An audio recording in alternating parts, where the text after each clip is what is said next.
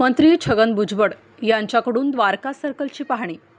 मुंबई नाका व द्वारका सर्कलवरील वाहतूक सुरळीत करण्यासाठी संयुक्त कार्यवाही करावी।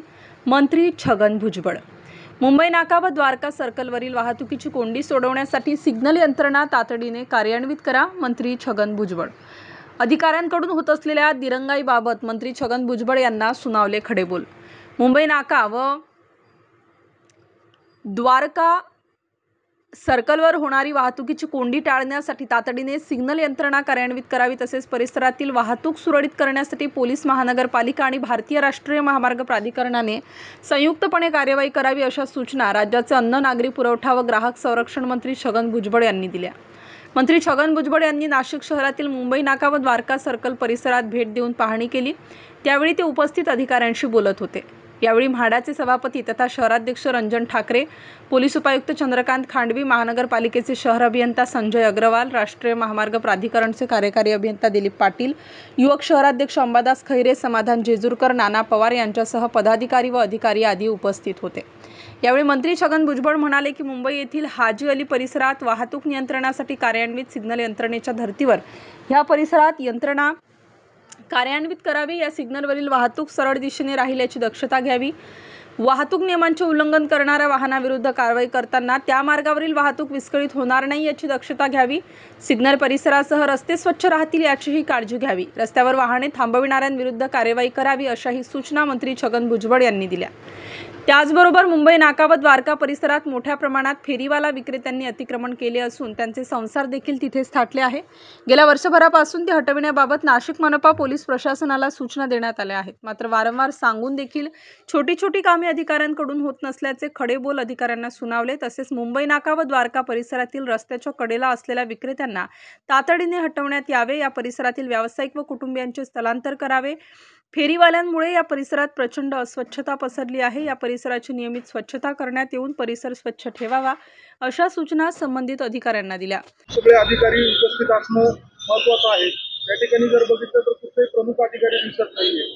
त्यांच्या दृष्टीने त्यांच्या जिव्हाळ्यात हा विषय वाटत नाही। त्यांना वाटत नाही।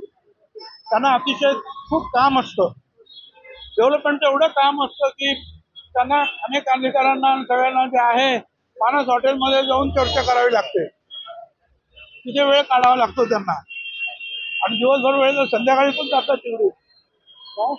हे सगळं काय माहिती आहे मला, त्याच्यामध्ये फार बिझी आहे, पण मला त्याची काही गरज नाही। आणि मी मंत्री म्हणून आलोच नाही, मी नाशिकचा नागरिक म्हणूनच प्रयत्न करतोय।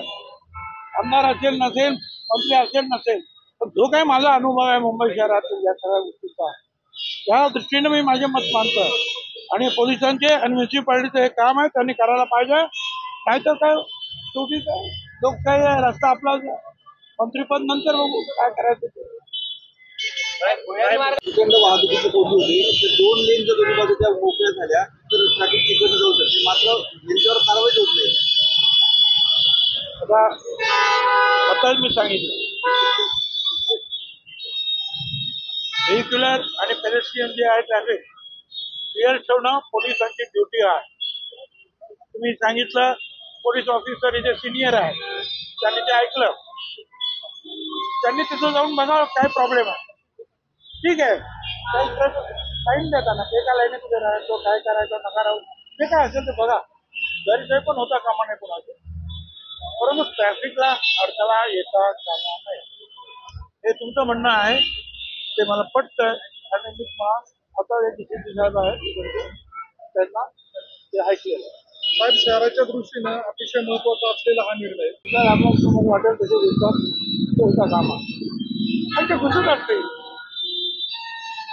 CCTV लावून टाका, जे चुकतात त्यांना ताबडतोब, आता एवढं आधुनिकीकरण झालेलं आहे, दंड करा, सगळं बरोबर होईल।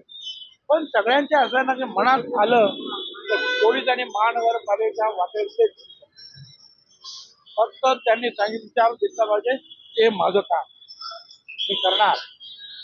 एवढं जर त्यांनी केलं तर तुम्हाला काही अडचणीचा ह्या रस्त्यावर येणार नाही, बाकीचं काय। स्टार न्यूज साठी मोहसिन पठाण, नाशिक।